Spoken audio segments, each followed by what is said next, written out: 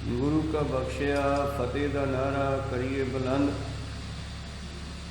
उपरंत बाणी दी विचार नाल जोड़ना करांगे जी।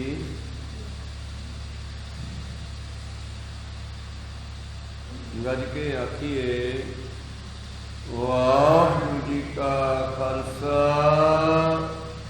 वाहिगुरू जी की फतेह।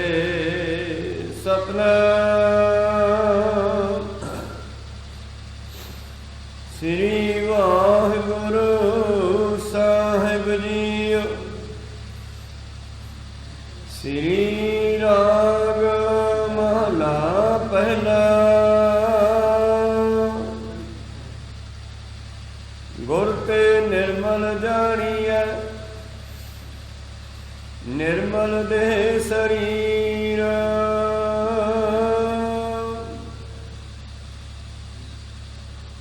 निर्मल साचो मन बसै सो जाने अब पीर। सहजै ते सुख अगलो ना लागे जम तीर। पाई रे मैल नाही निर्मल जल लाए। निर्मल साचा एक तो और मैल भरी सब जाए। राम हर का मंदिर सोहना किया करने हार। रासा रब सस दीपे अनूप जोत कै पवन जोते अपार। हाट पटन गढ़ कोठड़ी सच सौदा व्यापार। हाट पटन गढ़ कोठड़ी सच सौदा व्यापार। वाहिगुरू जी का खालसा वाहिगुरू जी की फतेह। आओ गुरु प्यारे गुरु सवारे सत्संगी जनो, पातशाह जी की अपार कृपा सदका पवित्र शब्द के विचार नाल जोड़ना करिए जी। ये शब्द पहले पातशाह शाही शहनशाह दो जहान के वाली आप नारायण कला धार जग में परवरियो। हलत पलत के रखियक धन धन श्री गुरु नानक देव महाराज जी के उचारण किए हुए वचन जो धन धन श्री गुरु ग्रंथ साहिब महाराज जी के पवित्र अंग 57 उपर सुभाए मान हैं। आओ इन्हां बचनां राही धन धन श्री गुरु नानक देव जी महाराज की बख्शिश करते हैं। श्री राग महला पहला। गुर ते निर्मल जानिए निर्मल देह शरीर। निर्मल साचो मन वसै सो जाने अब पीर। सहजै ते सुख अगलो ना लागे जम तीर। भाई रे मैल नाही निर्मल जल नहाए। निर्मल साचा एक तू होर मैल भरी सब जाए रहाओ। पातशाह जी बख्शिश करते हैं सिखा जदों तू गुरु के कोलों उस निर्मल भाव निरंजन रंग रूप तो रहत जिसनों कोई मल नहीं है, जिसनों कोई कालस नहीं है, मैल नहीं है। जदों तू उस परमेश्वर के बारे गुरु के कोलों जानकारी लवेगा तो फिर उस ज्ञान के मुताबिक अपना जीवन जिहड़ा है इसनों बतीत करेगा तो तेरा शरीर अते मन ते तन ये सब निर्मल हो जाणगे, पवित्र हो जाणगे। भाव चंगी संगत करांगे तो जीवन चंगा बन जाएगा। ਮਾੜੀ ਸੰਗਤ ਕਰਾਂਗੇ ਤੇ ਜੀਵਨ ਮਾੜਾ ਬਣ ਜਾਵੇਗਾ, ਵਿਕਾਰਾਂ ਦਾ ਭਰ ਜਾਵੇਗਾ। ਤੇ ਸਭ ਤੋਂ ਚੰਗੀ ਸੰਗਤ ਹੈ ਫਿਰ ਗੁਰੂ ਦੀ, ਗੁਰੂ ਦੇ ਪਿਆਰਿਆਂ ਦੀ। ਸਹੀ ਪਿਆਰਿਆਂ ਮੇਲ ਜਿਨ੍ਹਾਂ ਮਿਲਿਆ ਤੇਰਾ ਨਾਮ ਚਿੱਤੇ ਆਵੇ। ਇਸ ਕਰਕੇ ਧੰਨ ਗੁਰੂ ਨਾਨਕ ਦੇਵ ਜੀ ਕਹਿੰਦੇ ਸਿੱਖਾ ਆ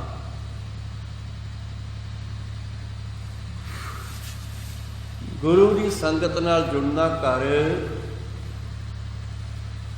ਗੁਰੂ ਦੀ ਸੰਗਤ ਵਿੱਚੋਂ ਹੀ ਤੈਨੂੰ ਸੁੱਖ ਮਿਲ ਸਕਦਾ।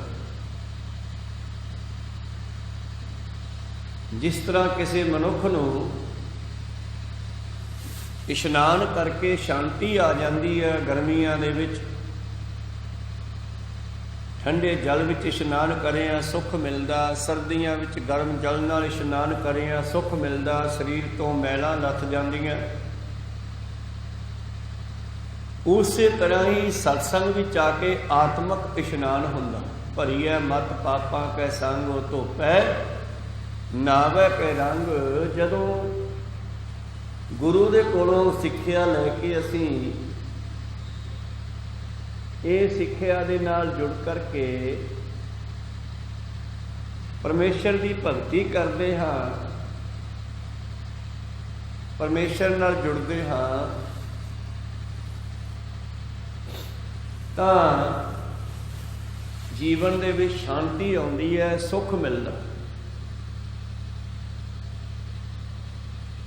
ਜਿਸ ਤਰ੍ਹਾਂ ਨਿਰਮਲ ਜਲ ਵਿੱਚ, ਨਿਰਮਲ ਸਰੋਵਰ ਵਿੱਚ ਇਸ਼ਨਾਨ ਕਰਿਆ ਸਰੀਰ ਨੂੰ ਸੁੱਖ ਮਿਲਦਾ, ਇਵੇਂ ਆਤਮਾ ਨੂੰ ਵੀ ਸਤਸੰਗ ਦੇ ਸਰੋਵਰ 'ਚੋਂ ਸੁੱਖ ਮਿਲਦਾ। ਰਾਮਦਾਸ ਸਰੋਵਰ ਨਹਾਤੇ ਸਭ ਉਤਰੇ ਪਾਪ ਕਮਾਤੇ। ਇੱਥੇ ਕੇਵਲ ਬਾਹਰੀ ਸਰੋਵਰ ਦੀ ਗੱਲ ਨਹੀਂ, ਉਸ ਰਾਮਦਾਸ ਸਰੋਵਰ ਭਾਵ ਹਰਿਮੰਦਰ ਸਾਹਿਬ ਵਿਖੇ ਅੰਦਰ ਇੱਕ ਸਰੋਵਰ ਦੇ ਵਿੱਚ ਇੱਕ ਹੋਰ ਸਰੋਵਰ ਹੈ, ਮਾਨ ਸਰੋਵਰ ਹੈ, ਸਤਸੰਗ ਰੂਪੀ ਸਰੋਵਰ ਹੈ। ਭਾਵ ਧੰਨ ਧੰਨ ਸ੍ਰੀ ਗੁਰੂ ਗ੍ਰੰਥ ਸਾਹਿਬ ਮਹਾਰਾਜ ਜੀ ਦੀ ਸੰਗਤ, ਉਹ ਮਾਨ ਸਰੋਵਰ ਹੈ। ਜਦੋਂ ਰੱਬ ਦੇ ਪਿਆਰੇ ਹੰਸ ਰੂਪੀ ਸੰਗਤਾਂ ਸਰੋਵਰ ਵਿੱਚ ਸਰੀਰਕ ਇਸ਼ਨਾਨ ਕਰਕੇ ਅੰਦਰ ਜਾ ਕੇ ਬੈਠਦੇ ਹਨ ਹਰਿਮੰਦਰ ਸਾਹਿਬ ਦੇ, ਤਾਂ ਉੱਥੋਂ ਮੋਤੀ ਚੁਗਦੇ ਆ, ਆਤਮਾ ਨੂੰ ਖੁਰਾਕ ਪ੍ਰਾਪਤ ਹੁੰਦੀ ਹੈ। ਗੁਰ ਸਰਵਰ ਰਤਨੀ ਭਰਪੂਰੇ, ਅੰਮ੍ਰਿਤ ਸੰਤ ਚੁਗੈ ਨਹੀਂ ਦੂਰੇ। ਹਰ ਰਸ ਚੋਗ ਚੁਗੈ ਪ੍ਰਭਾਵੈ, ਸਾਗਰ ਮੈਂ ਹੰਸ ਪ੍ਰਾਣ ਪਤੀ ਪਾਵੈ। ਜਦੋਂ ਇਹ ਜੀਵ ਆਤਮਾ, ਇਹ ਹੰਸ ਅੰਦਰ ਜਾ ਕਰਕੇ ਹਰਿਮੰਦਰ ਸਾਹਿਬ ਦੇ ਬੈਠਦੇ ਹਨ, ਤਾਂ ਫਿਰ ਅੰਦਰੋਂ ਮੋਤੀਆਂ ਦੀ ਚੋਗ ਚੁਗਦੇ, ਮੋਤੀਆਂ ਦੀ ਖੁਰਾਕ ਛਕਦੇ ਹਨ। ਸਰਵਰ ਹੰਸਾ ਛੋੜ ਨ ਜਾਈ, ਔਰ ਜੀ ਨਹੀਂ ਕਰਦਾ ਹੰਸ ਦਾ ਭਾਵ ਉਸ ਜੀਵ ਆਤਮਾ ਦਾ ਜਿਸ ਨੂੰ ਹਰਿਮੰਦਰ ਸਾਹਿਬ ਦੇ ਵਿੱਚ ਜਾ ਕੇ ਸ਼ਾਂਤੀ ਪ੍ਰਾਪਤ ਹੋਈ, ਆਨੰਦ ਪ੍ਰਾਪਤ ਹੋਇਆ। ਤਾਂ ਤੇ ਧੰਨ ਧੰਨ ਸਾਹਿਬ ਸ੍ਰੀ ਗੁਰੂ ਨਾਨਕ ਦੇਵ ਜੀ ਮਹਾਰਾਜ ਅੱਜ ਕਹਿੰਦੇ ਸਿੱਖਾ, ਆ ਗੁਰੂ ਦੇ ਕੋਲੋਂ ਉਸ ਨਿਰਮਲ ਨਿਰੰਜਨ ਪਰਮੇਸ਼ਰ ਦੀ ਜਾਣਕਾਰੀ ਲੈ ਲਈਏ, ਔਰ ਫਿਰ ਉਸ ਜਾਣਕਾਰੀ ਨੂੰ, ਉਸ ਗਿਆਨ ਨੂੰ ਆਪਣੇ ਜੀਵਨ ਵਿੱਚ ਧਾਰਨ ਕਰੀਏ। ਗੁਰ ਤੇ ਨਿਰਮਲ ਜਾਣੀਐ, ਨਿਰਮਲ ਦੇਹ ਸਰੀਰ। ਜਿਸ ਤਰ੍ਹਾਂ ਜਦੋਂ ਤੂੰ ਗੁਰੂ ਦੇ ਕੋਲੋਂ ਉਸ ਨਿਰਮਲ ਪਵਿੱਤਰ ਪਰਿਪੂਰਨ ਪਰਮਾਤਮਾ ਦੀ ਜਾਣਕਾਰੀ ਲਵੇਂਗਾ ਤੇ ਤੇਰਾ ਤਨ ਤੇ ਮਨ ਪਵਿੱਤਰ ਹੋ ਜਾਵੇਗਾ।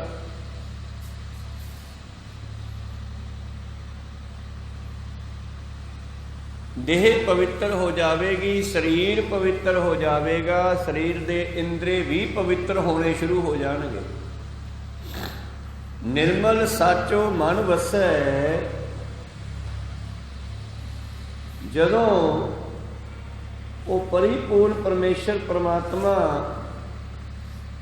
ਜਾਂ ਪਰਮਾਤਮਾ ਦਾ ਪਵਿੱਤਰ ਗਿਆਨ ਇਹ ਸਿੱਖ ਦੇ ਹਿਰਦੇ ਵਿੱਚ ਵਸਦਾ ਹੈ, ਫਿਰ ਇਸ ਦੇ ਹਿਰਦੇ ਦੇ ਸਾਰੀਆਂ ਪੀੜਾਂ ਦੁੱਖਾਂ ਦਾ ਖਾਤਮਾ ਵੀ ਕਰ ਦਿੰਦਾ। ਜਿਸ ਤਰ੍ਹਾਂ ਇਸ਼ਨਾਨ ਕਰਿਆ ਸਰੀਰ ਨੂੰ ਸ਼ਾਂਤੀ ਮਿਲੀ, ਇਸੇ ਤਰ੍ਹਾਂ ਨਿਰਮਲ ਮੈਲ ਤੋਂ ਰਹਿਤ ਸੱਚਾ ਪਰਮੇਸ਼ਰ ਜਦੋਂ ਹਿਰਦੇ ਵਿੱਚ ਆ ਕੇ ਵਸ ਗਿਆ, ਸੋ ਸਾਡੇ ਹਿਰਦੇ ਦੀ ਪੀੜਾ ਨੂੰ ਜਾਣਦਾ ਹੈ ਕਿ ਹੁਣ ਮੈਂ ਇਹ ਸਿੱਖ ਨੂੰ, ਇਹ ਜੀਵ ਨੂੰ ਆਪਣੇ ਵਿੱਚ ਮਿਲਾ ਲਵਾਂ, ਕਿਉਂਕਿ ਮਿਲੇ ਤੋਂ ਬਗੈਰ ਸ਼ਾਂਤੀ ਨਹੀਂ ਆ ਸਕਦੀ। ਧੰਨ ਧੰਨ ਸ੍ਰੀ ਗੁਰੂ ਅਰਜਨ ਦੇਵ ਜੀ ਮਹਾਰਾਜ ਜਿਸ ਵੇਲੇ ਪਿਤਾ ਗੁਰੂ ਰਾਮਦਾਸ ਮਹਾਰਾਜ ਜੀ ਨੇ ਕੁਝ ਸਮੇਂ ਲਈ ਆਪਣੇ ਤੋਂ ਵਾਹ ਕੀਤਾ, ਦੂਰ ਕੀਤਾ,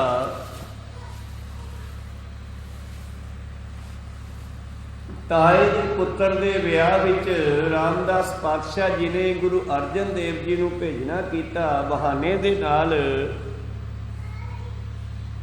ਤੇ ਜਦੋਂ ਗੁਰੂ ਰਾਮਦਾਸ ਪਾਤਸ਼ਾਹ ਜੀ ਤੋਂ ਕੁਝ ਸਮਾਂ ਦੂਰ ਰਹੇ ਤਾਂ ਵਿਛੋੜਾ ਫੀਲ ਹੋਇਆ, ਵਿਛੋੜੇ ਦਾ ਦੁੱਖ ਅਨੁਭਵ ਹੋਇਆ। ਉਸ ਦੁੱਖ ਨੂੰ ਫੀਲ ਕਰਕੇ, ਅਨੁਭਵ ਕਰਕੇ ਫਿਰ ਇੱਕ ਸ਼ਬਦ ਲਿਖਦੇ ਹਨ, ਚਿੱਠੀ ਲਿਖਦੇ ਹਨ, ਮੇਰਾ ਮਨ ਲੋਚੈ ਗੁਰਦਰਸ਼ਨ ਤਾਈ,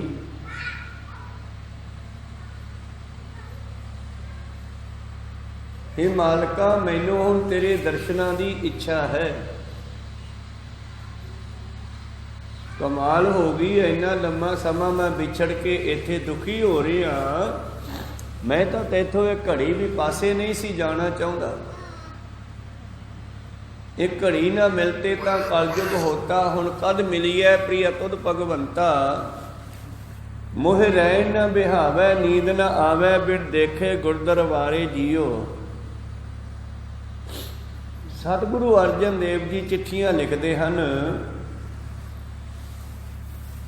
ਮੇਰਾ ਮਨ ਲੋਚੈ ਗੁਰਦਰਸ਼ਨ ਤਾਈ, ਬਿਲਪ ਕਰੇ ਚਾਤ੍ਰਿਕ ਕੀ ਨਿਆਈ, ਤ੍ਰਿਖਾ ਨਾ ਉਤਰੈ, ਤ੍ਰਿਖਾ ਨਾ ਉਤਰੈ, ਸ਼ਾਂਤ ਨਾ ਆਵੈ, ਬਿਨ ਦਰਸ਼ਨ ਸੰਤ ਪਿਆਰੇ ਜੀਓ। ਧੰਨ ਗੁਰੂ ਨਾਨਕ ਦੇਵ ਜੀ ਇਹੀ ਗੱਲ ਕਹਿੰਦੇ ਆ, ਸਿੱਖਾ ਤੇਰੇ ਦੁੱਖਾਂ ਦਾ ਖਾਤਮਾ ਮਾਲਕ ਨੂੰ ਮਿਲੇ ਤੋਂ ਬਗੈਰ ਨਹੀਂ ਹੋ ਸਕਦਾ। ਭਾਵੇਂ ਕਿ ਸੰਸਾਰ ਕੋਲੇ ਬੜੀਆਂ ਸਹੂਲਤਾਂ ਹੈ, ਪਰ ਇਹ ਸਾਰੀਆਂ ਸਹੂਲਤਾਂ ਮਨੁੱਖ ਨੂੰ ਆਤਮਿਕ ਸੁੱਖ ਨਹੀਂ ਦੇ ਸਕਦੀਆਂ ਜਿੰਨਾ ਚਿਰ ਇਹ ਉਸ ਮਾਲਕ ਦੇ ਨਾਲ ਮਿਲਾਪ ਨਹੀਂ ਕਰ ਲੈਂਦਾ।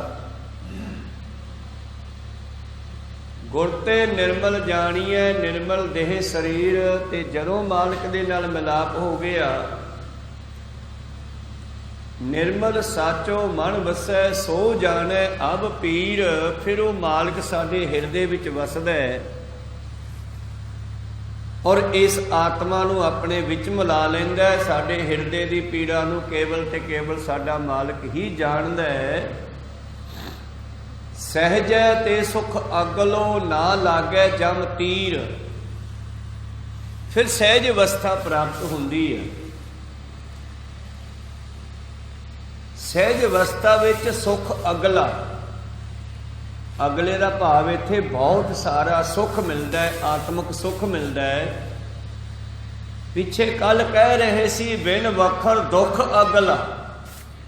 ਮਾਲਕ ਨੂੰ ਮਿਲੇ ਤੋਂ ਬਗੈਰ ਬਹੁਤ ਸਾਰਾ ਦੁੱਖ ਜੀਵ ਨੂੰ ਵਿਆਪਦਾ ਹੈ। ਕੂੜ ਮੁੱਠੀ ਕੁੜਿਆਰ, ਝੂਠ ਨਾਲ ਜੁੜ ਕੇ ਇਹ ਜੀਵ ਆਤਮਾ ਬੜੀ ਦੁਖੀ ਹੁੰਦੀ ਆ। ਤੇ ਅੱਜ ਉਹ ਦੱਸ ਰਹੇ ਆ, ਸਤਿਗੁਰੂ ਸਿੱਖਾ ਤੂੰ ਗੁਰੂ ਨੂੰ ਮਿਲ। ਗੁਰੂ ਨੂੰ ਮਿਲ ਕੇ ਉਸ ਨਿਰਮਲ ਨਿਰੰਜਨ ਪਾਰ ਬ੍ਰਹਮ ਪਰਮੇਸ਼ਰ ਦੇ ਬਾਰੇ ਜਾਣਕਾਰੀ ਲੈ। ਫਿਰ ਉਸ ਜਾਣਕਾਰੀ ਦੇ ਮੁਤਾਬਕ ਜਿਉਣਾ ਸ਼ੁਰੂ ਕਰ, ਜੀਵਨ ਬਤੀਤ ਕਰ। ਗੁਰ ਤੇ ਨਿਰਮਲ ਜਾਣੀਐ ਨਿਰਮਲ ਦੇਹ ਸਰੀਰ, ਨਿਰਮਲ ਸਾਚੋ ਮਨ ਵਸੈ, ਸੋ ਜਾਣੈ ਅਬ ਪੀਰ। ਉਹ ਮਾਲਕ ਹੀ ਤੇਰੇ ਹਿਰਦੇ ਦੀਆਂ ਪੀੜਾਂ ਨੂੰ ਜਾਣਦਾ ਹੈ। ਜਿਵੇਂ ਮਾਤਾ ਪਿਤਾ ਨੂੰ ਹੀ ਬੱਚੇ ਦੀਆਂ ਲੋੜਾਂ ਦਾ ਪਤਾ ਹੈ, जिवें संसारी तौर पर कोई पति ही जानदा, घर का मालक ही जानदा कि घरे मेरी घरवाली नूं, मेरे बच्चिआं नूं की समान चाहिदा।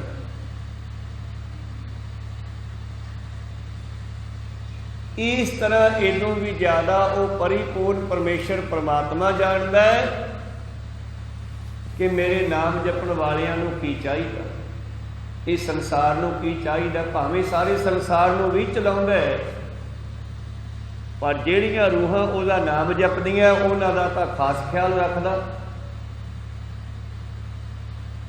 आप सवारे मैं मिलै, मैं मिलिया सुख होए फरीदा,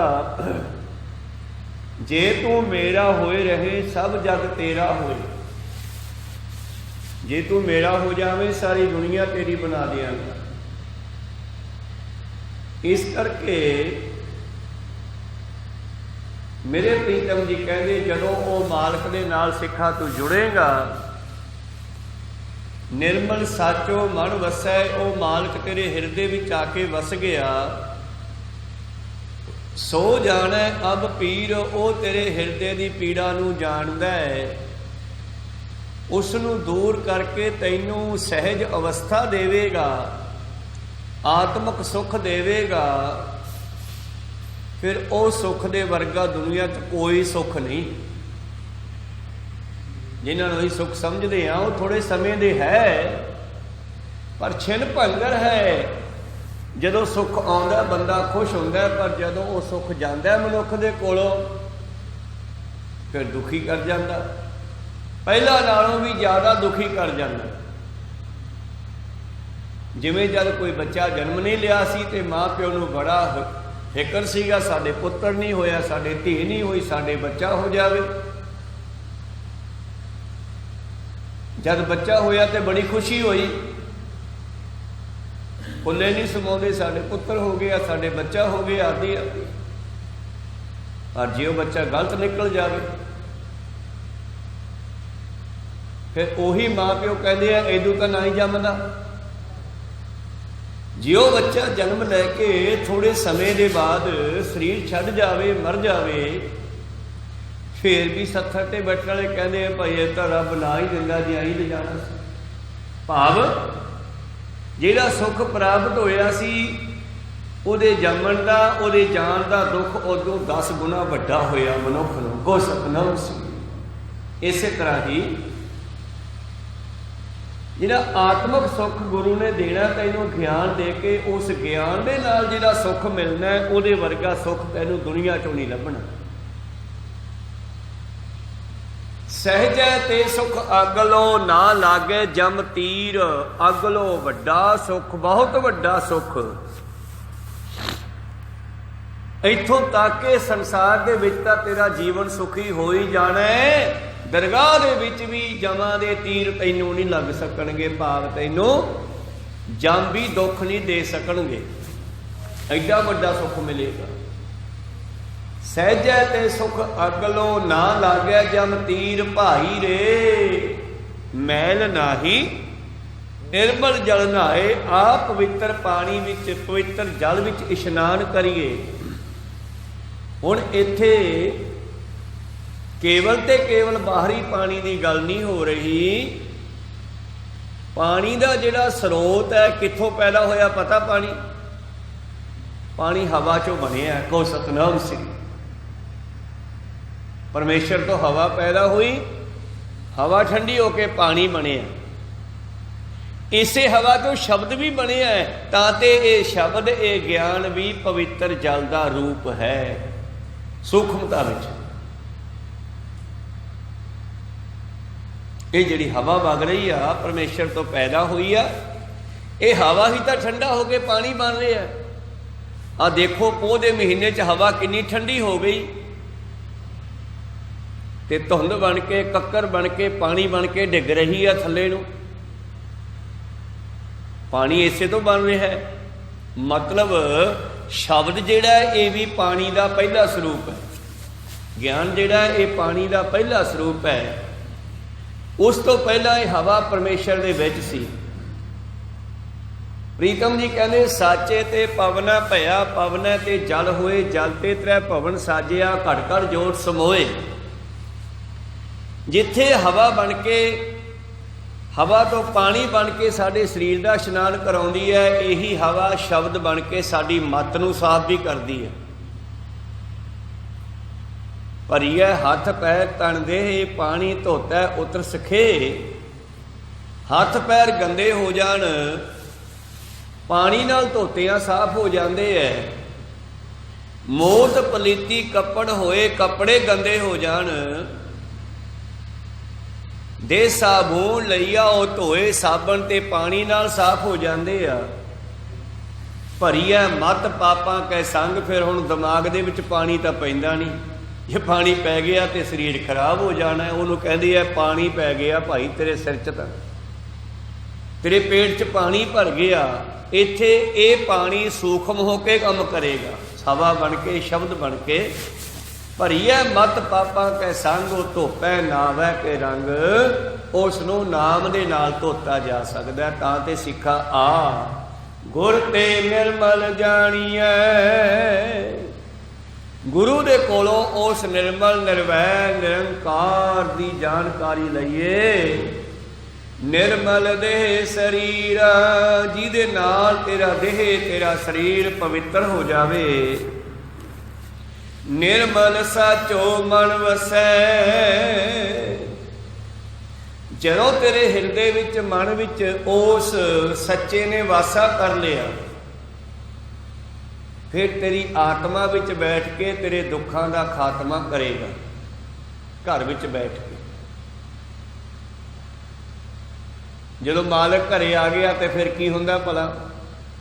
ਚੋਰ ਡਾਕੂ ਲੁਟੇਰੇ ਭੱਜ ਜਾਂਦੇ ਆ।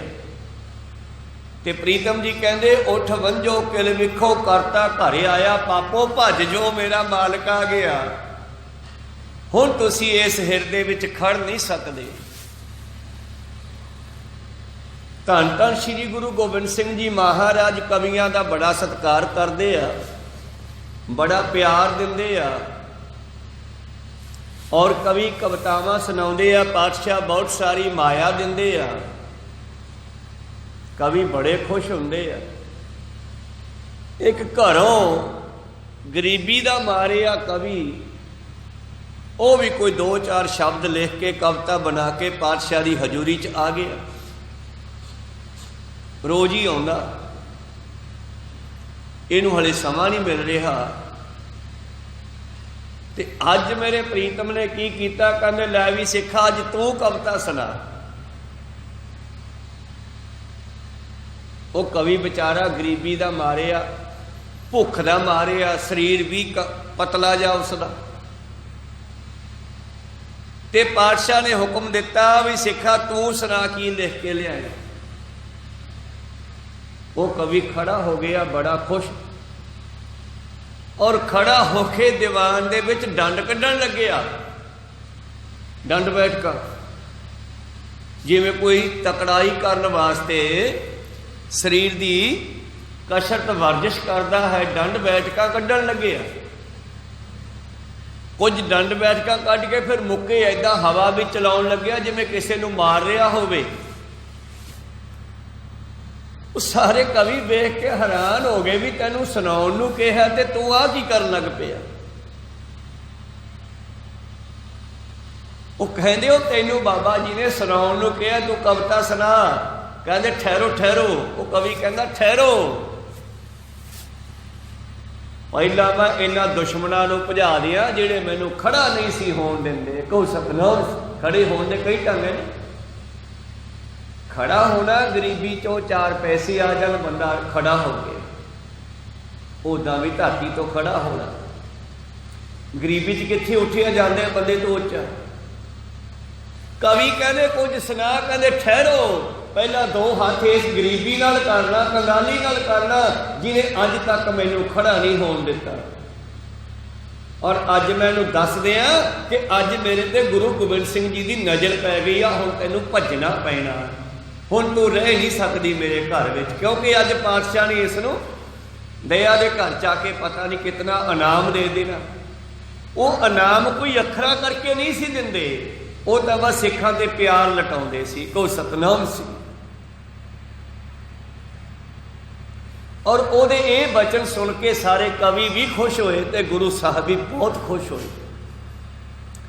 ਕਹਿੰਦਾ ਅੱਜ ਮੈਂ ਦੋ ਹੱਥ ਇਸ ਗੁਰਬਤ ਨਾਲ, ਇਸ ਗਰੀਬੀ ਨਾਲ ਕਰ ਲਵਾਂ, ਜਿਹਨੇ ਅੱਜ ਤੱਕ ਮੈਨੂੰ ਉੱਠਣ ਨਹੀਂ ਦਿੱਤਾ। ਮੈਨੂੰ ਪਤਾ ਹੈ ਅੱਜ ਮੇਰੇ ਮਾਲਕ ਦੀ ਨਜ਼ਰ ਮੇਰੇ ਤੇ ਪੈ ਗਈ ਆ ਔਰ ਹੁਣ ਇਹ ਖੜ ਨਹੀਂ ਸਕਦੀ।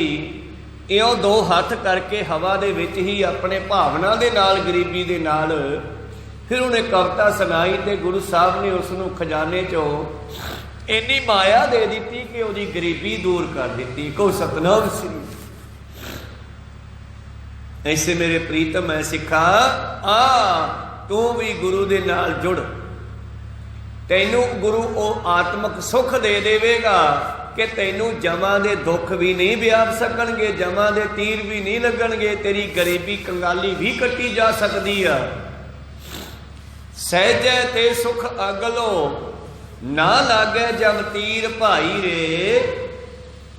ਮੈਲ ਨਾਹੀ ਨਿਰਮਲ ਜਲ ਨਹਾਏ। ਭਾਈ ਪਵਿੱਤਰ ਜਲ 'ਚ ਇਸ਼ਨਾਨ ਕਰਿਆ ਕਰੋ। ਤਿੰਨਾਂ ਦਰਿਆਵਾਂ ਸਿਓ ਦੋਸਤੀ, ਜਿਨ ਮਨ ਮੁਖ ਸੱਚਾ ਨਾਉ। ਜਿਨ੍ਹਾਂ ਦੇ ਮਨ ਵਿੱਚ, ਮੁਖ ਵਿੱਚ ਪਰਮੇਸ਼ਰ ਦਾ ਨਾਮ ਹੈ, ਉਹ ਤੜਕੇ ਪਾਣੀ ਨਾਲ ਵੀ ਪਿਆਰ ਕਰਦੇ ਆ ਤੇ ਪਾਣੀ ਦਾ ਦੂਸਰਾ ਰੂਪ ਸ਼ਬਦ ਹੈ, ਸ਼ਬਦ ਨਾਲ ਵੀ ਪਿਆਰ ਕਰਦੇ ਆ। ਤੇ ਇੱਕ ਦਿਨ ਧੰਨ ਧੰਨ ਸ੍ਰੀ ਗੁਰੂ ਨਾਨਕ ਦੇਵ ਜੀ ਮਹਾਰਾਜ, ਜੋ ਰੋਜ਼ਾਨਾ ਹੀ ਸ੍ਰੀ ਸੁਲਤਾਨਪੁਰ ਸਾਹਿਬ ਰਹਿੰਦੇ ਹੋਏ ਬੇਈ ਨਦੀ ਤੇ ਇਸ਼ਨਾਨ ਕਰਨ ਜਾਂਦੇ ਆ। ਤੇ ਇੱਕ ਦਿਨ ਕੀ ਹੋਇਆ, ਸਤਿਗੁਰਾਂ ਦਾ ਇੱਕ ਸਿੱਖ ਆ, ਉਹਦੇ ਦਿਮਾਗ 'ਚ ਫੁਰਨਾ ਆ ਗਿਆ ਵੀ ਸ਼ਾਇਦ ਗੁਰੂ ਨਾਨਕ ਦੇਵ ਜੀ ਬੇਈ ਨਦੀ ਤੇ ਜਾ ਕੇ ਜਲ ਦੇਵਤੇ ਦੀ ਆਰਾਧਨਾ ਕਰਦੇ ਹੋਣਗੇ। ਤੇ ਉਹਨੇ ਨਾ ਪੁੱਛਿਆ ਨਾ ਦੱਸਿਆ, ਆਪ ਹੀ ਸੋਚ ਲਿਆ ਤੇ ਚੱਲ ਪਿਆ ਬੇਈ ਨਦੀ ਕੰਨੀ। ਬਈ ਆਪਾਂ ਵੀ ਉੱਥੇ ਜਾ ਕੇ ਜਲ ਦੇਵਤੇ ਦੀ ਆਰਾਧਨਾ ਕਰਾਂਗੇ, ਸ਼ਾਇਦ ਬਾਬਾ ਨਾਨਕ ਵੀ ਉੱਥੇ ਜਲ ਦੇਵਤੇ ਦੀ ਆਰਾਧਨਾ ਕਰਦਾ ਜਾ ਕੇ ਪਾਣੀ 'ਚ ਖੜ ਕੇ। ਇਹ ਤੁਰਿਆ ਜਾ ਰਿਹਾ ਤੇ ਅੱਗੋਂ ਇਸ ਨੂੰ ਇੱਕ ਦੇਵ ਰੂਪ ਦੇ ਵਿੱਚ ਇੱਕ ਦੇਵਤਾ, ਇੱਕ ਮਨੁੱਖ ਆਉਂਦਾ ਮਿਲਿਆ। ਉਹ ਇਸ ਨੂੰ ਕਹਿਣ ਲੱਗਿਆ, ਭਾਈ ਸਾਹਿਬ ਤੁਸੀਂ ਕਿੱਧਰ ਚੱਲੇ? ਕਹਿੰਦੇ ਮੈਂ ਤਾਂ ਨਦੀ ਚੱਲਿਆ, ਤੇ ਤੂੰ ਕਿੱਧਰ ਚੱਲਿਆ? ਉਹ ਕਹਿੰਦਾ ਮੈਂ ਤਾਂ ਬਾਬੇ ਨਾਨਕ ਨੂੰ ਮੱਥਾ ਟੇਕਣ ਚੱਲਿਆ ਸੀ। ਕਹਿੰਦੇ ਵੀ ਤੂੰ ਕੌਣ ਹੈ? ਕਹਿੰਦਾ ਮੈਂ ਜਲ ਦੇਵਤਾ। ਹੱਥ ਵਿੱਚ ਉਹਦੇ ਮੱਛੀ ਫੜੀ ਹੋਈ ਹੈ, ਇਹ ਉਹਦੀ ਨਿਸ਼ਾਨੀ ਆ ਵਰਨ ਦੇਵਤੇ ਦੀ, ਜਲ ਦੇਵਤੇ ਦੀ। ਉਹਦੇ ਹੱਥ ਵਿੱਚ ਮੱਛੀ ਹੁੰਦੀ ਹੈ। ਉਹ ਸਿੱਖ ਪੁੱਛਣ ਲੱਗਿਆ ਵੀ ਤੂੰ ਕਿੱਥੇ ਚੱਲਿਆ? ਕਹਿੰਦਾ ਮੈਂ ਤਾਂ ਗੁਰੂ ਨਾਨਕ ਪਾਤਸ਼ਾਹ ਨਮਸਕਾਰ ਕਰਨ ਚੱਲਿਆ ਸੀ। ਕਹਿੰਦੇ ਯਾਰ ਤੂੰ ਜਲ ਦੇਵਤਾ ਹੋ ਕੇ ਬਾਬੇ ਨਾਨਕ ਨੂੰ ਪੂਜਦਾ? ਕਹਿੰਦਾ ਹਾਂ, ਉਹ ਸਾਡੇ ਸਭ ਦੇ ਮਾਲਕ ਹੈ, ਸ੍ਰਿਸ਼ਟੀ ਦੇ ਮਾਲਕ ਹੈ, ਸਭ ਤੇ ਵੱਡਾ ਸਤਿਗੁਰ ਨਾਨਕ ਜਿਨ ਕਲ ਰਾਖੀ ਮੇਰੀ, ਜਿਵੇਂ ਕਿਹਾ। ਉਹ ਕਹਿਣ ਲੱਗਿਆ ਯਾਰ ਮੈਂ ਤਾਂ ਭੁਲੇਖੇ ਵਿੱਚ ਹੀ ਸੀਗਾ, ਮੈਂ ਤਾਂ ਸੋਚਿਆ ਸ਼ਾਇਦ ਬਾਬਾ ਨਾਨਕ ਆ ਕੇ ਤੇਰੀ ਆਰਾਧਨਾ ਕਰਦਾ ਹੋਊਗਾ। ਉਹ ਕਹਿੰਦਾ ਮੂਰਖ ਹੈ ਤੂੰ, ਉਹ ਤਾਂ ਸਾਡਾ ਮਾਲਕ ਹੈ। ਦੋਨੇ ਉੱਥੋਂ ਰਾਹ 'ਚੋਂ ਮੁੜ ਪਏ ਤੇ ਬਾਬੇ ਨਾਨਕ ਦੇ ਕੋਲ ਕਰਤਾਰਪੁਰ ਆਪਣਾ ਆ ਗਏ, ਸਤਿਗੁਰਾਂ ਦੀ ਹਜ਼ੂਰੀ 'ਚ। ਗੁਰੂ ਨਾਨਕ ਪਾਤਸ਼ਾਹ ਜੀ ਉਹ ਸਿੱਖ ਨੂੰ ਪੁੱਛਦੇ ਆ, ਸਿੱਖਾ ਤੂੰ ਕਿਵੇਂ ਆ ਸੁਨੇਹਾ ਹੀ ਉੱਠਿਆ ਫਿਰਦਾ? ਕਿਉਂਕਿ ਰਾਤ ਨੂੰ ਸਤਿਗੁਰੂ ਲਗਭਗ 2-2:30 ਵਜੇ ਜਾਂਦੇ ਸਨ। ਇਹਨੇ ਸੋਚਿਆ ਮੈਂ ਵੀ ਇਸ ਵੇਲੇ ਸੁਨੇਹਾ ਜਾਇਆ ਕਰਾਂ। ਉਹ ਕਹਿਣ ਲੱਗਿਆ ਮਹਾਰਾਜ ਮਾਫ਼ ਕਰ ਦੇਣਾ, ਮੈਂ ਤਾਂ ਕੁਝ ਹੋਰ ਹੀ ਸੋਚ ਲਿਆ ਸੀਗਾ। ਕਹਿੰਦੇ ਕੀ? ਮੈਂ ਤਾਂ ਸੋਚਿਆ ਕਿਤੇ ਤੁਸੀਂ ਬੇਈ ਨਦੀ ਤੇ ਜਾ ਕੇ ਜਲ ਦੇ ਤੇ ਆਰਾਧਨਾ ਕਰਦੇ ਹੋ ਔਰ ਮੈਨੂੰ ਅੱਗੋਂ ਤੁਹਾਡਾ ਸੇਵਕਾ ਜਲ ਦੇਵਤਾ ਹੀ ਟੱਕਰ ਗਿਆ, ਵਰਨ ਦੇਵਤਾ। ਮੈਨੂੰ ਕਹਿੰਦਾ ਮੈਂ ਬਾਬੇ ਨਾਨਕ ਨੂੰ ਮੱਥਾ ਟੇਕਣ ਚੱਲਿਆ ਮਹਾਰਾਜ। ਧੰਨ ਗੁਰੂ ਨਾਨਕ ਦੇਵ ਜੀ ਕਹਿੰਦੇ ਭਲਿਆ ਤੂੰ ਮੈਨੂੰ ਪੁੱਛ ਤਾਂ ਲੈਂਦਾ ਵੀ ਕੀ ਕਰਦਾ? ਕਹਿੰਦੇ ਮਹਾਰਾਜ ਬਸ ਮੈਂ ਤਾਂ ਵੈਸੇ ਹੀ ਸੋਚ ਲਿਆ। ਪਾਤਸ਼ਾਹ ਕਹਿੰਦੇ ਜਿਹੜੇ ਨਾਮ ਜਪਦੇ ਆ ਤੜਕੇ ਪਾਣੀ ਨੂੰ ਪਿਆਰ ਕਰਦੇ ਆ, ਪਹਿਲਾਂ ਇਸ਼ਨਾਨ ਕਰਦੇ ਆ, ਮੈਂ ਉੱਥੇ ਇਸ਼ਨਾਨ ਕਰਨ ਲਈ ਜਾਂਦਾ ਹਾਂ। ਕਹੋ ਸਤਿਨਾਮ ਸ੍ਰੀ। ਤਿੰਨਾਂ ਦਰਿਆਵਾਂ ਸਿਓ ਦੋਸਤੀ, ਜਿਨ ਮਨ ਮੁਖ ਸੱਚਾ ਨਾਉ। ਇਹ ਫਿਰ ਬਚਨ ਉਦਨੇ ਉਚਾਰਿਆ ਬਾਬੇ ਨਾਨਕ ਨੇ। ਕਹਿੰਦੇ ਜਿਨ੍ਹਾਂ ਦੇ ਹਿਰਦੇ ਵਿੱਚ ਪਰਮੇਸ਼ਰ ਦਾ ਨਾਮ ਹੁੰਦਾ ਹੈ, ਉਹ ਪਹਿਲਾਂ ਤੜਕੇ ਉੱਠ ਕੇ ਪਾਣੀ ਨਾਲ ਪਿਆਰ ਕਰਦੇ ਆ, ਫਿਰ ਬਾਣੀ ਨਾਲ ਪਿਆਰ ਕਰਦੇ ਆ। ਤਾਂ ਤੇ ਸਿੱਖਾ ਗੁਰ ਤੇ ਨਿਰਮਲ ਜਾਣੀਐ, ਨਿਰਮਲ ਦੇਹ ਸਰੀਰ। ਆ ਉਸ ਪਵਿੱਤਰ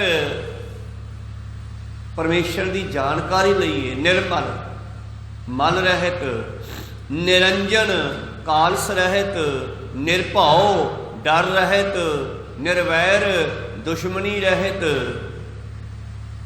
ਜੋ ਪੂਰੇ ਨੰਨਾ ਰਾਰਾ ਲੱਗ ਗਿਆ ਨਾ, ਤਾਂ ਇਹ ਪਿਛਲੇ ਸ਼ਬਦ ਦਾ ਅਰਥ ਬਦਲ ਦਿੰਦਾ ਹੈ। ਕਹੋ ਸਤਿਨਾਮ ਸ੍ਰੀ।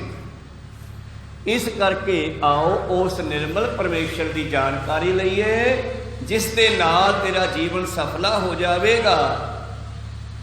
ਗੁਰ ਤੇ ਨਿਰਮਲ ਜਾਣੀਐ, ਨਿਰਮਲ ਦੇਹ ਸਰੀਰ, ਨਿਰਮਲ ਸਾਚੋ ਮਨ ਵਸੈ। ਜਦੋਂ ਉਹ ਪਵਿੱਤਰ ਪਰਮੇਸ਼ਰ ਤੇਰੇ ਹਿਰਦੇ ਵਿੱਚ ਵਸ ਗਿਆ, ਸੋ ਜਾਣੈ ਅਬ ਪੀਰ, ਤੇਰੇ ਹਿਰਦੇ ਦੇ ਦੁੱਖਾਂ ਨੂੰ ਦੂਰ ਕਰ ਦੇਵੇਗਾ। ਹਿਰਦੇ 'ਚ ਬੜੇ ਦੁੱਖ ਆ, ਕੇਵਲ ਸਾਨੂੰ ਤਾਪ ਸਰਵਾ ਖੰਘ ਆਦਿ ਇਹ ਦੁੱਖ ਨਹੀਂ ਹੈ। ਅੰਦਰ ਛੋਟੇ ਛੋਟੇ ਦੁੱਖ ਹੋਰ ਬੜੇ ਭਿਆਨਕ ਹੈ, ਜਿਹੜੇ ਦਿਖਾਈ ਨਹੀਂ ਦਿੰਦੇ। ਈਰਖਾ, ਦੋਈ, ਦਵੈਤ, ਸਾੜਾ, ਸੜਨਾ ਗੁਆਂਢੀ ਨੂੰ ਵੇਖ ਕੇ ਆਦਿ ਆਦਿ, ਇਹ ਸਾਰੇ ਦੁੱਖ ਸਾਨੂੰ ਬੜੇ ਦੁਖੀ ਕਰਦੇ ਆ। ਤਾਂ ਇਹਨਾਂ ਦੁੱਖਾਂ ਨੂੰ ਗੁਰੂ ਦਾ ਗਿਆਨ ਦੂਰ ਕਰਦਾ ਹੈ। ਉਹ ਸਤਿਨਾਮ ਸ੍ਰੀ। ਬੰਦੇ ਨੂੰ ਗਿਆਨ ਦਿੰਦੇ ਆ ਸਤਿਗੁਰੂ। ਤੇ ਜਦੋਂ ਹੀ ਸਤਿਗੁਰ ਦਾ ਗਿਆਨ ਹਿਰਦੇ ਵਿੱਚ ਵਸ ਗਿਆ, ਸਹਿਜ ਅਵਸਥਾ ਪ੍ਰਾਪਤ ਹੋ ਜਾਣੀ ਆ, ਟੈਨਸ਼ਨ ਖਤਮ ਹੋ ਜਾਣੀ ਆ, ਬੰਦਾ ਨਾਰਮਲ ਹੋ ਜਾਣਾ। ਬੰਦਾ ਨਾਰਮਲ ਹੋ ਜਾਣਾ, ਦਿਮਾਗ ਸੈਟੀਸਫਾਈ ਹੋ ਜਾਣੀ ਆ ਵੀ ਛੱਡ ਯਾਰ, ਕਿਉਂ ਐਵੇਂ ਚੱਕਰਾਂ 'ਚ ਪਿਆ। ਗੁਰ ਤੇ ਸਹਿਜੈ ਤੇ ਸੁਖ ਅਗਲੋ, ਨਾ ਲਾਗੈ ਜਮ ਤੀਰ। ਜਮਾਂ ਦੇ ਤੀਰ ਵੀ ਨਹੀਂ ਲੱਗਣਗੇ। ਅਸਲ ਵਿੱਚ ਇਹ ਜਿਹੜੇ ਸੂਖਮ ਦੁੱਖ ਹੈ, ਇਹ ਜਮਾਂ ਦੇ ਤੀਰ ਹਨ ਮਨੁੱਖ ਦੇ ਵਿੱਚ। ਕਦੇ ਅਸੀਂ ਈਰਖਾ ਕਰਕੇ ਕਿਸੇ ਨਾਲ ਦੁਖੀ ਹੁੰਦੇ ਆ, ਕਦੇ ਕਿਸੇ ਦੁੱਖ ਤੋਂ ਦੁਖੀ ਆ।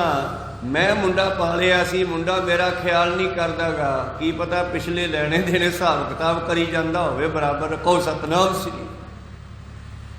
ਇਸ ਕਰਕੇ ਜਦੋਂ ਸਿੱਖ ਨੂੰ ਗਿਆਨ ਹੁੰਦਾ, ਫਿਰ ਉਹਦੇ ਭਾਣੇ ਵਿੱਚ ਆ ਜਾਂਦਾ ਹੈ। ਗੁਰੂ ਪਿਆਰੇ, ਗੁਰੂ ਪਾਤਸ਼ਾਹ ਜੀ ਬਖਸ਼ਿਸ਼ ਕਰਦੇ ਹਨ, ਭਾਈ ਰੇ ਨਿਰਮਲ ਜਲ ਨਹਾਏ, ਆ ਪਵਿੱਤਰ ਪਾਣੀ ਵਿੱਚ ਇਸ਼ਨਾਨ ਕਰੀਏ।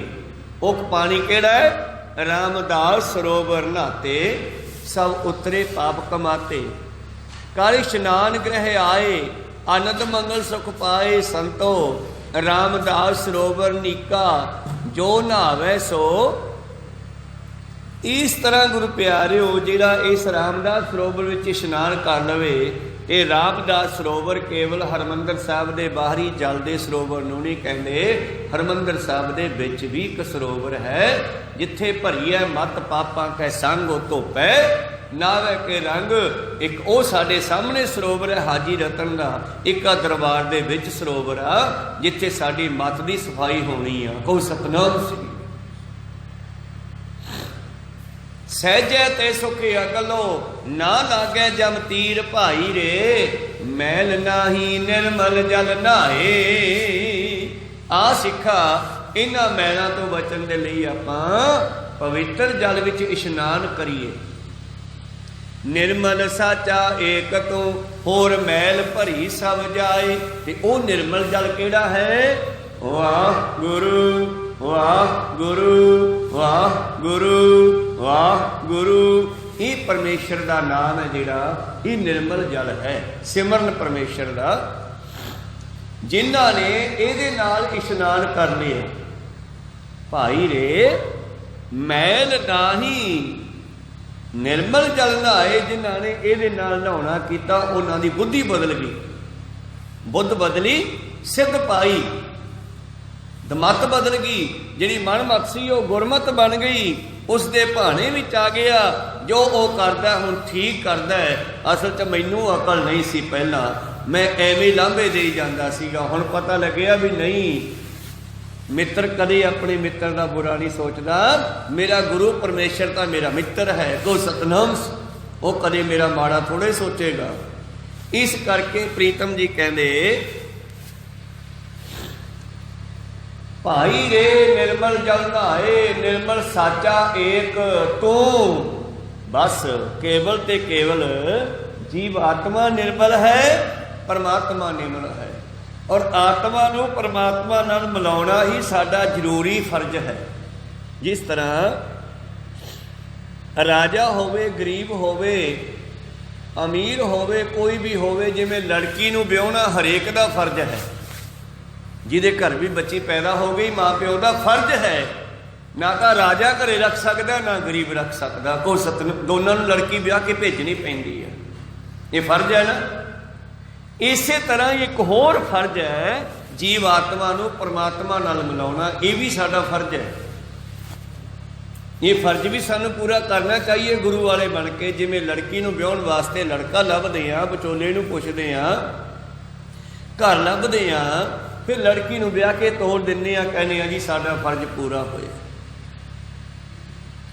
इस तरह ही मरण तो पहला पहला साडा एक होर फर्ज है, वो है उस पवित्र जल दे विच इशनान करदा, भाव मत नूं गुरमत विच बदलना।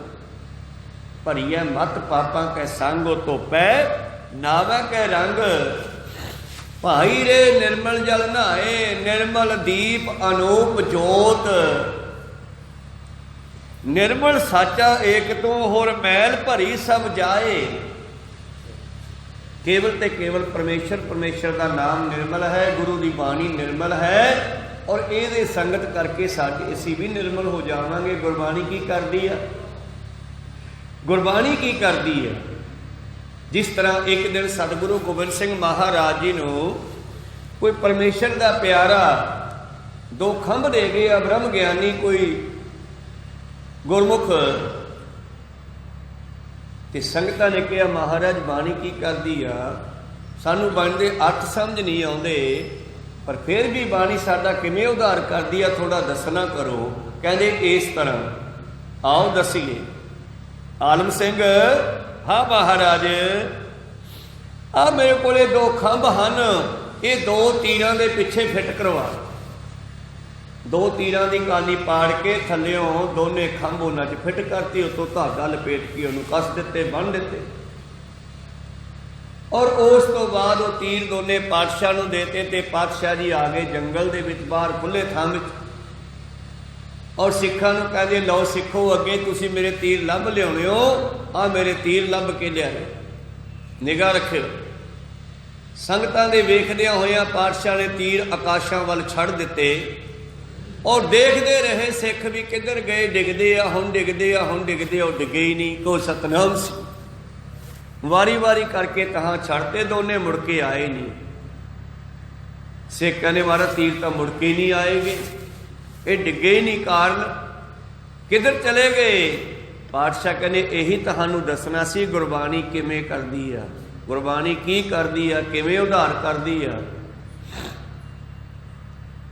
महाराज तीर किधर गए पहला वो दसो। कहने सुनो, ये तीरां दे पिछे जिहड़े सी खंभ लाए सी ना, वो हमाऊ पंछी दे खंभ सी। भाई गुरदास जी ने उन्हां नूं अनल मनल शब्द लिखे है। नर ते मादा दा मिलाप है, अनल मनल हमाऊ पंछी लिखिया कुरान दे विच। हमाऊ पंछी कहंदे हमाऊ पंछी दे फंग सन जिहड़े सानू एक ब्रह्म ज्ञानी कोलों मिले। फिर कहंदे वो हमाऊ पंछी जिहड़ा है वो आकाशां विच ही रहिंदा है, ते जदों उसदा आंडा पैदा हुंदा है, ਉਹਦੀ ਜਿਹੜੀ ਮਾਦਾ है वो आंडा दे दिंदी है, ते आंडा डिगदा डिगदा थल्ले नूं धरती वाल ते फट जाता है। वो चों पंछी निकलदा, बच्चा निकलदा, उड़ के फिर उपर चलिया जाता है। तुहानूं पता होना है कि कच्छू जिहड़ा है ना, जिहड़ी कच्छू मादा है, वो अपने आंडे दरिया के किनारे रेते विच नप के जाती है। और आंडिया विचों जब बच्चे पैदा होंदे आ उन्होंने कौन दसदा है कि साडा माँ प्यो पानी च है, वो कच्छू निकल के पानी वाल चले जाते हैं। को सतनाम सी। इसे तरह ही कहते हमाओ पंछी आकाशा च रहिंदा है कि जदों उसके आंडे चों बच्चा होके पैदा होके वो बच्चा थले डिगदा डिगदा उड पैंदा ते उड के ये भी ताहां चलिया जांदा है। ये खंभ उस पंछी दे सी, ये खंभ जिथों आए सी तीरां नूं भी उत्थे लै गए, हुण तीर थले नहीं आउणगे साडे। को सतनाम सी। इस तरह जिहड़ी सुरत शब्द नाल जुड़दी है, बाणी नाल जुड़दी है, ये बाणी उन्हां रूहां नूं भी अपने नाल ही लै जांदी है। धुरकी बाणी आई तिन सगली चिंत मिटाई, बाणी गुरु गुरु है बाणी विच बाणी अमृत सारे, गुरबाणी कहे सेवक जन मानै प्रतख गुरु निस्तारे। ये अज भी प्रतख है तारन दे लई। जदों यही कथा गुरु गोबिंद सिंह महाराज जी ने दमदमा साहब बैठ के संगतां नूं सिखां नूं सुनाई, गुरु ग्रंथ साहिब जी की संपूर्ण कथा, कहते उन्हां समयां च 48 सिख उन्हां दे कोल बैठ के रोजाना कथा सुनते सी लड़ीवार। एक दिन की होया, सिखां ने कहा जी विचों विचों सिख गायब होई जाते हैं, किधर चले जाते। पातशाह कहने भाई उन्हां नूं बाणी अपने देश लै गई। ते एक दिन सतगुरां दे सज्जे ते खब्बे बाबा दीप सिंह ते भाई मनी सिंह बैठे ने। कहते इन्हां नूं भी इदां प्रतीत होया जिवें शरीर उड्डू उड्डू करदा उपर नूं जांदा। जद ये उड्डण लगे उपर नूं, पातशाह ने इन्हां दी बांह फड़ ली। कहते भी तुसीं कित्थे चले हो? कहते जी पता नहीं है, शरीर तां नूं जा रहे हैं। पातशाह कहते तुसीं नहीं हले जाना, क्योंकि तुसीं साडे तो बाद बहुत काम करने आ हजे। को सतनाम सी।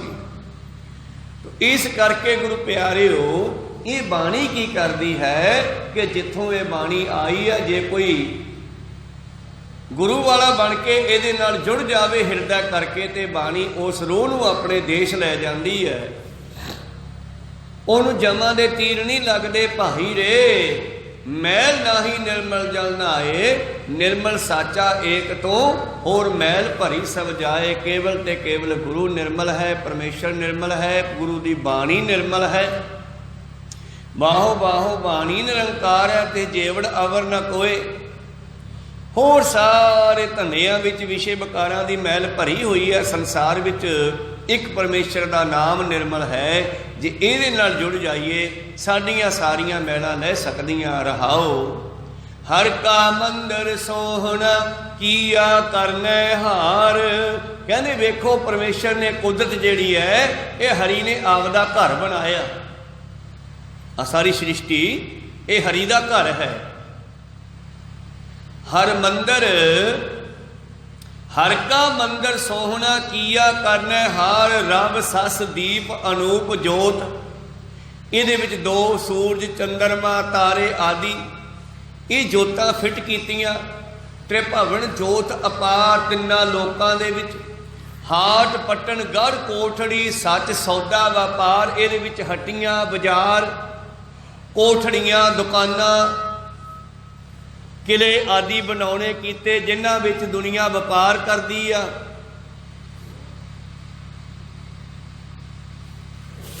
दूसरा अर्थ है कि परमेश्वर ने सुंदर शरीर अपना मंदिर बनाया। को सतनाम। साडा शरीर है जिहड़ा ये हरि दा मंदिर है। ये भी भाई साहब भाई अपने भगत जी होए न ते भगत जी कहते जो बरबंडे सोई पिंडे जो खोजे सो पावे। पीपा प्रणवे परम तत् है सतगुर होए लिखावे। भगत पीपा जी कहते मैं पहला तुहानूं बेनती की कि संसार जिहड़ा एक हरमंदिर है हुण नेड़े आ जाओ। उसे तरह का हरिमंदिर साडा शरीर भी है। ते इहदी जानकारी देने वास्ते सतगुरां ने हरमंदिर रच दिता श्री अमृतसर साहब के इलाके दे विच। को सतनाम श्री। वो सचखंड का ही नक्शा है और उहदा नक्शा तुहाडा शरीर भी है। उत्थे कितनी पवित्रता रखते हैं पर असी नहीं रखे अपने अंदरों। बनाया ये भी हरि ने आपदा मंदिर ही सीगा पर मनुख ने इहदे विच विषय विकारां दा नशियां दा गंद पा दिता। जे इनू तू साफ कर लवें गुर ते निर्मल जानी है निर्मल दे शरीर तो इन्हें भी हरमंदर बन जाना। कोई सतनाम श्री असली रूप च आ जाना इन्हें भी, ये भी हरमंदर है।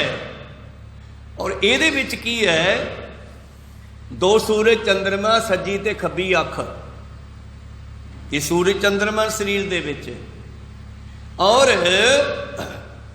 ये जिहड़ी जोत है वह परमेश्वर की जगदी है। होर सूखम भी चले जाओ तो साडा दिमाग है जिहड़ा ये भी हरि ने अपना घर बनाया 10वां द्वारा।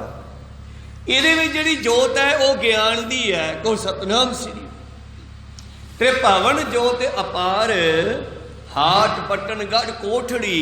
इत्थे बाजार किहड़ा है? दोने अखां दोने कन मूँह, ये बाजार है, ये दुकानां हन, ये कोठड़ियां हन।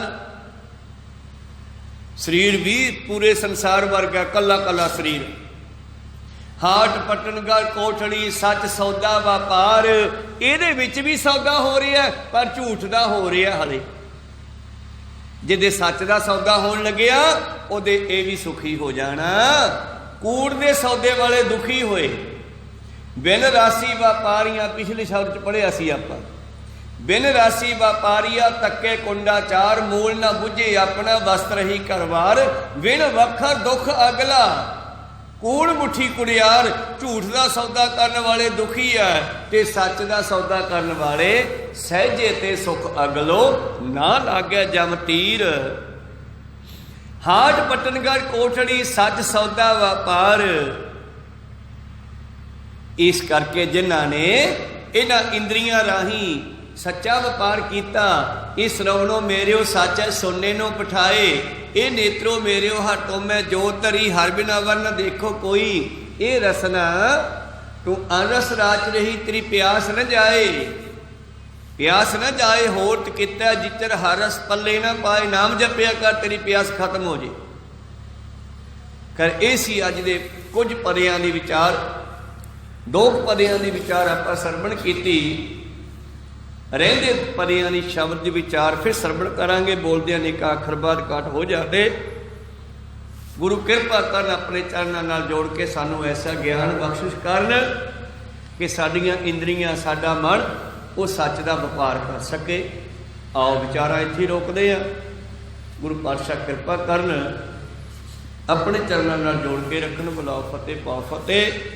वाहिगुरू जी का खालसा वाहिगुरू जी की फतेह। वाहिगुरू।